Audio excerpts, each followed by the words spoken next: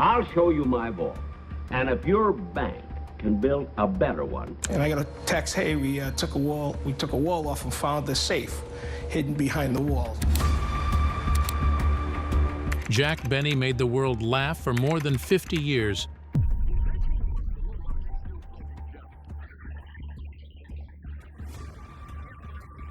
But no one knew the man behind the smile was hiding something so disturbing that he ordered it locked away until every witness to his life was gone. In the 2025, a hidden chamber sealed behind his Beverly Hills home was finally opened, and what waited inside rewrote everything the world believed about him. The night the vault was found. Contractors made the discovery after pulling back some paneling that was hiding the vault. The night the vault was found inside Jack Benny's old Beverly Hills home did not feel like a normal discovery. It felt like something was watching. The house had been closed for 50 years because a legal restriction in Jack's will demanded that no one enter a certain part of the property until the exact date stated in the document. When two archivists from the university arrived to collect items for a museum project, they expected a quiet job. They believed they would only be sorting old papers and clothing. They did not expect to uncover something that should never have been touched. The house felt frozen. Thick dust covered every surface. Curtains hung stiff in the still air. Every footstep echoed as if the walls were hollow. When the archivists entered the library, they noticed that one section of the paneling did not match the rest. It looked like a simple decoration at first, but when one of them pressed on the wood, it shifted slightly. A thin crack opened along the side of the panel. The second archivist pushed harder, and the panel moved again, revealing a hidden space behind it. They pulled the panel open and found a heavy steel door. The door had no normal handle. In the center sat a large round wheel with evenly spaced metal grips. This was a rotary time lock. Such a lock is designed to open only when the mechanical timer inside has reached its end. The fact that Jack Benny installed a door like this raised immediate fear. It suggested he did not want anyone to get inside until long after his death. Dust covered the hinges. The air near the door was strangely cold, even though the rest of the house was stuffy. One archivist asked in a low voice why a comedian would ever need something so secure. No one answered.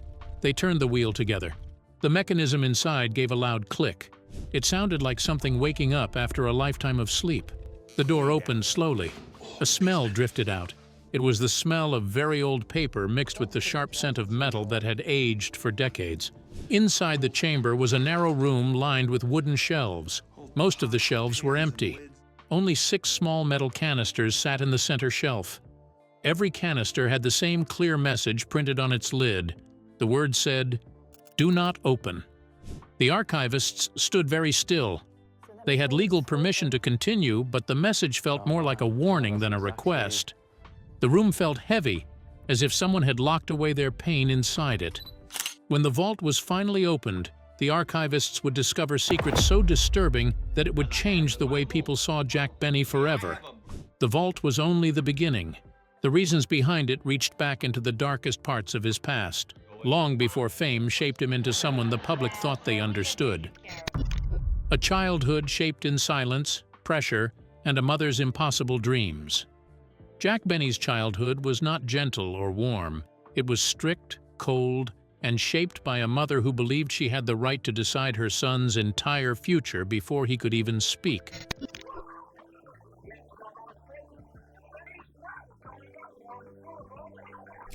Long before Jack was born, she had already given him a destiny. She said he would grow into a violinist who played for kings. She said this often, and she said it with such certainty that no one in the family dared to question her. She believed that greatness must be planned, not discovered. This belief guided every choice she made. When she became pregnant, she refused to give birth in Waukegan. She traveled to Chicago instead. She believed that a birth certificate from a large and respected city would give her son an advantage in life. She believed that people would take him more seriously if his birthplace sounded prestigious. She told her husband that being born in Chicago would someday help him move easily through the world of music. From the age of 3, Jack's life became a schedule with no air to breathe. Each morning began with 2 hours of violin practice. The afternoons were packed with more drills. There were no breaks on holidays. There were no exceptions. Emma stood beside him during many of these sessions. She sat at the piano and hit him with the same harsh command again and again. "Do it again. Do it better, Benjamin. Stop being weak." These words cut deeper than any lesson. Jack heard them far more than he ever heard a gentle voice. He grew into a child who felt trapped, judged, and watched every second of the day as if he lived inside a cage built by someone else's dreams. Jack started breaking under the pressure very young. He did not show it in public. He hid it the way children often hide fear.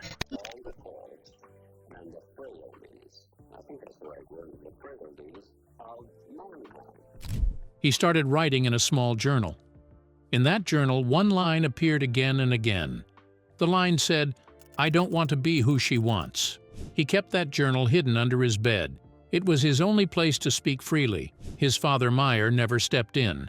Meyer believed that show business was shameful. He wanted a quiet, respectable life. He worked long hours in his saloon and allowed Emma to control Jack's training. He saw the pressure but refused to interfere. He believed Emma was shaping the boy into something respectable. By the time he reached his early teens, he was already performing at small local events and school programs.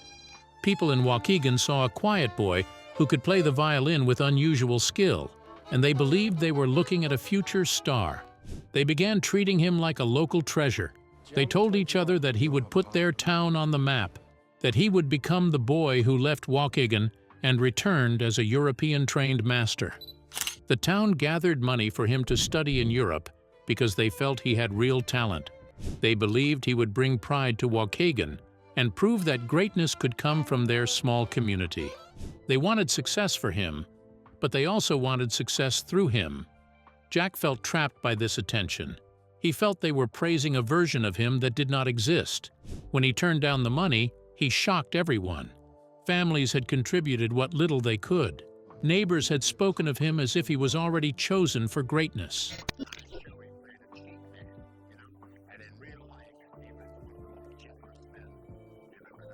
His refusal felt like a betrayal to them.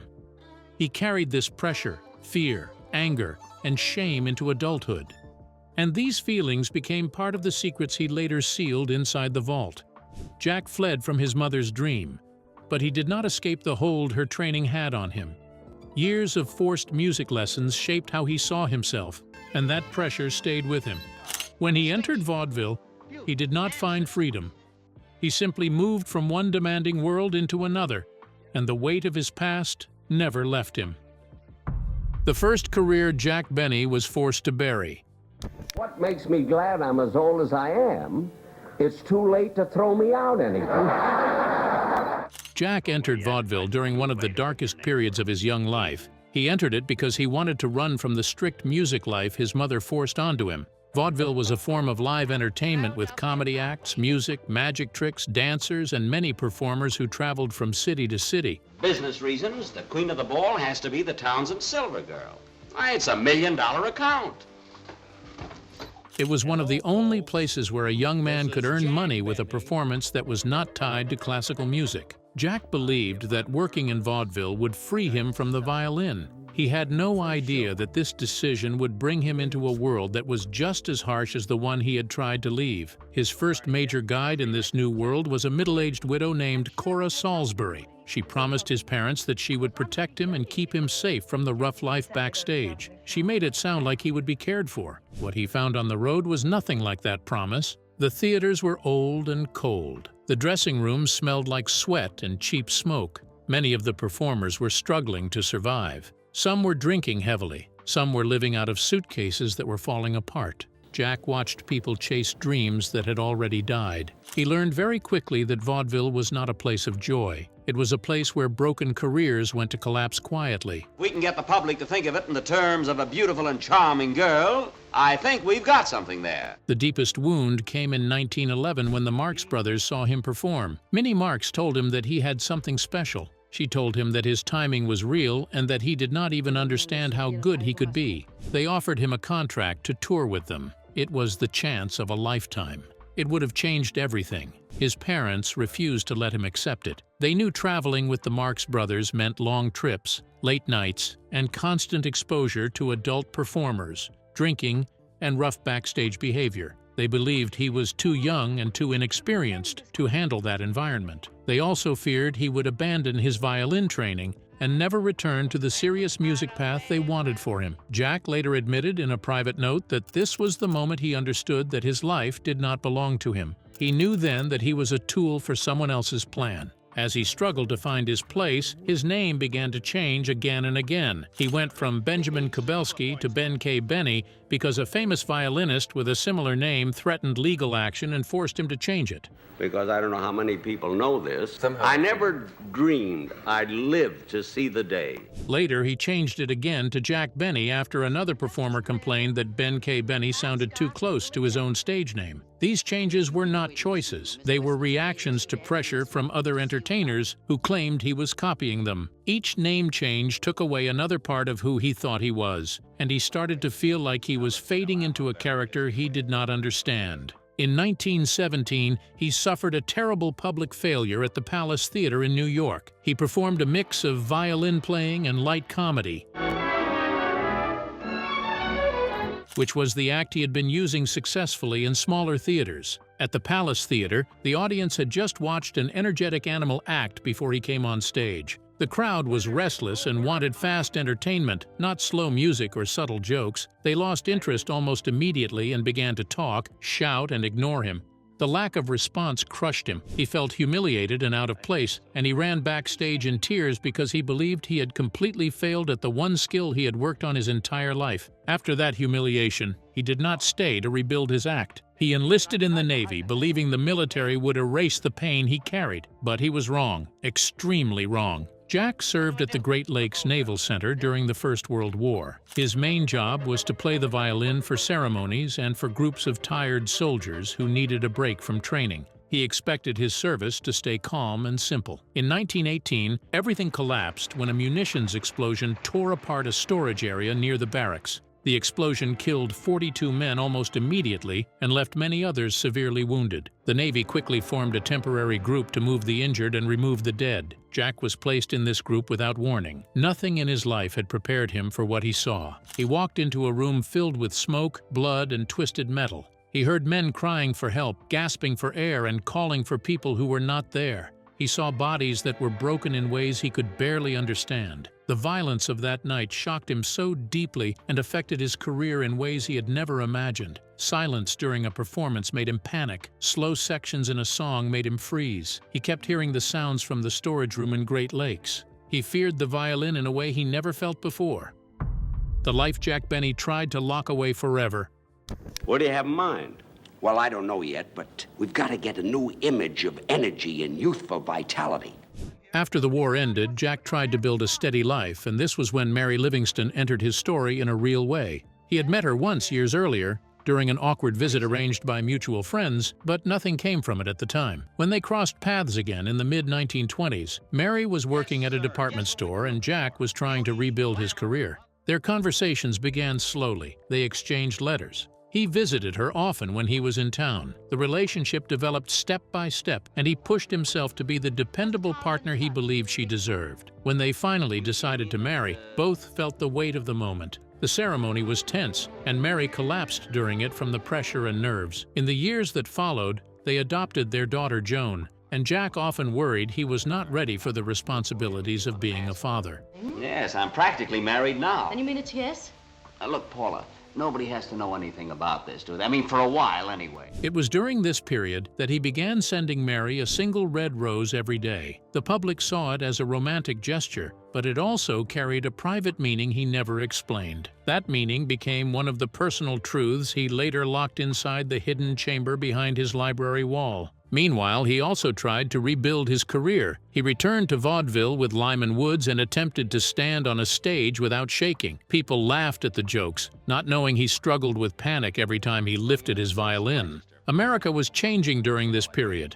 Audiences were moving away from live traveling shows because radio, film, and new forms of entertainment were becoming more popular. Vaudeville was dying because people no longer wanted to pack into small theaters for short acts when they could hear national performers on radio or watch movies for a low price. Theaters were closing one after another. Touring became a fight for survival. Jack watched acts he admired fall apart. He watched performers drink heavily to numb the collapse of their careers. He kept pushing forward even when he believed his best chance at success had passed him by years earlier. The lost opportunity with the Marx Brothers haunted him. They had become national stars without him, and Jack carried the belief that he had missed the path his life was meant to follow. Broadway revived him for a short time, but even that came with pressure he could hardly manage. Broadway was the center of live theater in New York, and landing a role there meant performing in front of the toughest audiences and strictest producers in the country. Jack performed in Benny's Follies and the Great Temptations.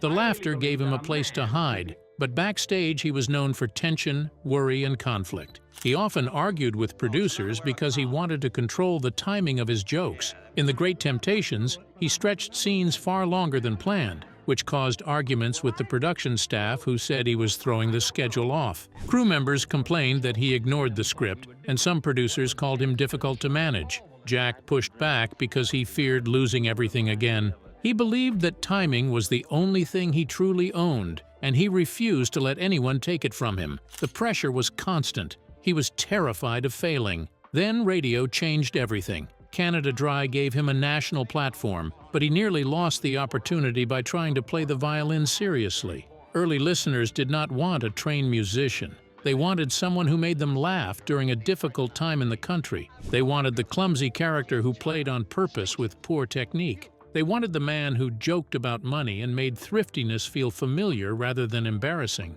When Jack stopped trying to impress people with real skill and leaned fully into the character, his success exploded. He began shaping the persona that would define his career. The stingy character came from two places. Part of it came from the cheap jokes he used in the Navy. Part of it came from the real scandal in 1934 when he was accused of underpaying orchestra musicians. Newspapers mocked him. People whispered that he was selfish long before it became a joke on radio. Jack took that reputation and turned it into a character because he learned that owning an insult was easier than fighting it. Listeners believed the act so strongly that some wrote letters begging him to give his employees raises. Others asked him to open the fictional vault for charity because they thought he was that cheap in real life. He also began freezing his age at 39 during this period. This started as a joke during a CBS broadcast when he joked that turning 40 had no humor in it. The audience responded strongly, so he kept the line. Soon it became a running gag.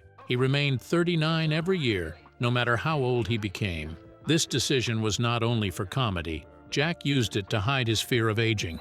He worried that getting older would damage the public's view of him. Staying 39 allowed him to hold on to control during a time when fame was growing faster than he could manage. It became one of the longest-running jokes in radio history, and also one of the clearest signs that he was hiding deeper fear behind the comedy. He created a fictional vault during this period and kept expanding the idea because audiences loved it. On his radio show, he pretended to keep his money in a huge underground chamber beneath his home. Writers and sound engineers added loud alarms, heavy steel doors, a guard who had supposedly been trapped inside since the Civil War, and strange booby traps that were impossible in real life. The entire bit was meant to make people laugh because of how extreme it sounded. It became one of the most popular parts of his program. Listeners treated the fictional chamber like a real location. Some fans wrote letters asking if they could see it when passing through California. This confusion between the character and the real man made the next events in his life far more damaging than they should have been. One of the most scathing scandals he faced was the Chapo jewelry incident in 1937. Jack had trusted a man who claimed to be a diplomat. The man offered to transport expensive jewelry through customs. The plan failed. Jack was pulled into the investigation and brought before a federal judge. The courtroom was packed. Reporters filled every row. The judge gave him a suspended sentence and told him openly that he should feel ashamed. Jack stood there with cameras pointed at him while his name was connected to smuggling in national headlines. George Burns became involved as well because he had purchased jewelry from the same man. Both comedians paid heavy fines and legal fees. Newspapers mocked them. The public enjoyed watching famous personalities humiliated in court. For years afterward, jokes about the scandal followed Jack everywhere. Fans laughed when Jack used the incidents in later radio sketches. He pretended none of it bothered him. He made humor out of shame because it was the only way he knew how to protect himself. But privately, he felt destroyed. The accusations made him fear that he had become exactly what the public believed. Every mistake, every misstep, every misunderstanding fed the image of a man who cared more about money than people. These scandals, along with the pressure from fame and the strain inside his own home, pushed him into secrecy. He did not want the world to know how deeply these events affected him. He did not want the public to hear the thoughts he carried alone for decades. What almost no one knew was that he eventually built a real hidden chamber inside his home. Unlike the fictional vault from his radio show, this chamber was a physical space locked behind a false bookcase and sealed by legal instructions that kept it closed for 50 years. The persona that began to destroy him. Hollywood was the first place where the cracks became impossible to ignore. Jack entered the movie world with hope that he could become as big on screen as he was on radio. His first major film appearance was in the Hollywood Review of 1929. The film was supposed to introduce him to a national audience, but he struggled to find his footing. The performance felt stiff. The jokes fell flat. Studio executives noticed. MGM quietly released him from his contract. He walked out of the studio with a deep sense of failure, believing he had wasted his best chance at film success. You know, that was a very nice thing you just said about the boys and girls in motion pictures. Well, I meant every word of it. So you're from New York? Director conflicts followed in the years after. During Broadway Melody of 1936, Jack argued repeatedly with director Roy Del Ruth because he believed the timing of the scenes was wrong. Jack felt that the rhythm was essential for the comedy to work. Del Ruth said Jack was slowing production down. Crew members whispered that he was becoming a problem on set. Every argument made Jack more afraid that he would be labeled difficult, a word that could destroy careers in Hollywood. He left several rehearsals shaken because he felt he was being judged more as a burden than a star. Then came the failure that haunted him for the rest of his life. In 1945, he starred in The Horn Blows at Midnight, a fantasy comedy that critics strongly disliked. Reviews called it weak, embarrassing, and confused. Jack took the papers home, read them alone, and cried. The disappointment was so painful that he later used the film as a running joke, not because he thought it was funny, but because making jokes was the only way he could stop the hurt from taking over. Oh, I don't know. That's been done to death. I mean, everybody's humming it. It was easier to laugh at himself than admit the failure had crushed him. The IRS trouble made everything worse. He reported only $19 in entertainment expenses while earning hundreds of thousands. The government launched multiple audits. Newspapers mocked him. Critics suggested he was hiding income. Jack spent hours each week dealing with agents who questioned every receipt. His humiliation became material for his show, but privately he was terrified. He feared the government would expose something he had missed. He feared fans would see him as dishonest. He feared losing everything he built. As these pressures grew, his persona tightened around him like a cage. The Jack Benny character was calm, stingy, slow-talking, and always in control. The real man was anxious, frightened, and overwhelmed. Jack felt trapped inside the role. Every day required him to pretend he was stronger than he felt. Every laugh from the audience added more pressure to remain the person they expected. But I resented the fact that Crosby and Wilson joined in. Near the end of his life, he received a cancer diagnosis that he kept almost completely private. He did not speak publicly about the illness, but it intensified the fear he already lived with and pushed him closer to creating the recordings he hid inside the vault. Years later, the archivists finally were about to hear the tape. The voice that played next would reveal everything he never had the courage to say out loud. The final confession. The archivists finally opened the first metal canister. The room was silent. They placed the reel onto the machine and pressed the switch. For several seconds, there was only the soft hiss of old tape. Then Jack Benny's voice filled the room. It sounded older and weaker than anything the public had ever heard. It shook slightly, as if every word cost him strength. He recorded it during the final months of his life, long after doctors told him the cancer was fatal. Jack began by explaining his diagnosis. The cancer had already spread by the time it was found. Jack Benny died quietly at his home in Beverly Hills in suburban West Los Angeles. He was 80 years old. Cancer finally killed him. He admitted he was frightened. He explained that he had spent his entire life trying to control how people saw him, but sickness was the one thing he could not hide behind a joke. Time was closing in faster than he could understand. He had used humor to cover fear since childhood, and now he had nothing left to protect him. He then turned to Mary. He said he loved her deeply but carried guilt because he believed he had not always been the partner she deserved. He remembered nights when she stayed quiet while he rehearsed routines because he did not know how to slow down. He spoke about the day she fainted at their wedding and admitted he focused too much on calming the guests and not enough on comforting her. He explained that the rose ritual, which lasted 48 years, was not just about romance. It was his way of proving he cared because he feared she might one day feel he had given more of himself to his audience than to his own home. His voice tightened when he mentioned their daughter, Joan. He described himself as unprepared for fatherhood. He felt his work consumed him, and he struggled to show affection in a way she could feel. He regretted every argument. He regretted every moment he pulled away when she needed him close. He believed he had passed his own fears onto her without meaning to. Jack then addressed a burden he had carried alone. He spoke about his long sponsorship with Lucky Strike cigarettes. He explained that he promoted the product for 15 years on radio and television and that the contract was one of the largest of his career. He admitted he knew the risks of smoking long before he stopped the ads. When cancer arrived, he saw the connection immediately and blamed himself for helping encourage a habit that harmed many people who trusted him. His tone grew heavier when he spoke about Eddie Anderson, the actor who played Rochester on his show. He explained that Eddie faced racist attacks and pressure because of the role. Jack tried to protect him behind the scenes by negotiating higher pay, demanding billing, and ensuring Eddie stayed on the show when some stations tried to block him. Even with these efforts, Jack feared it was never enough. He revealed he donated privately to civil rights organizations because he believed he had a responsibility to support Eddie in ways the audience never saw. During the final minutes of the tape, Jack explained why he built the vault. He created it because he did not want anyone to hear these confessions while he was alive. He believed the public's memory of him would collapse if they knew how much shame, fear, and regret he carried. He said the character he created had replaced the real man, and he did not want to break the image people loved. The last words on the reel were the hardest to hear. "I am tired of pretending. I want someone in the future to know I tried. I want them to know the real man existed behind the laughter, even if no one saw him." Then the tape clicked to an end. The room fell silent. The archivists realized they had just heard the truth Jack Benny spent his life trying to bury. Some people today refuse to believe the chamber or the recordings ever existed. Others insist the evidence is undeniable. Click the cards on the screen now for more great celebrity content.